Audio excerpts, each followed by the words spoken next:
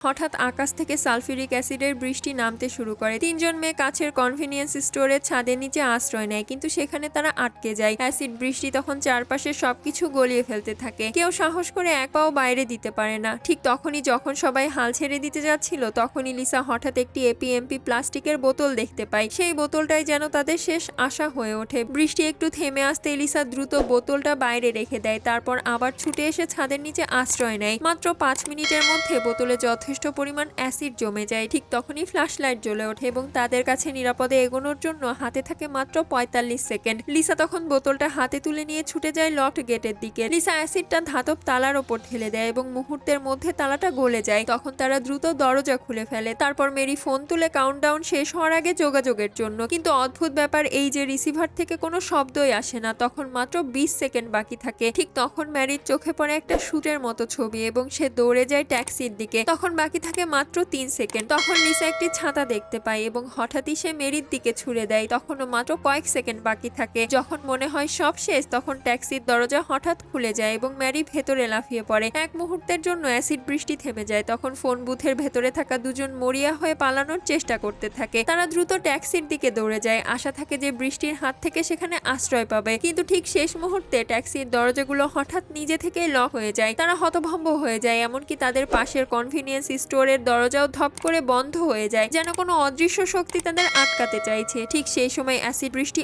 আবার নামতে শুরু করে। পরের ভিডিওটি দেখার জন্য প্লিজ সাবস্ক্রাইব।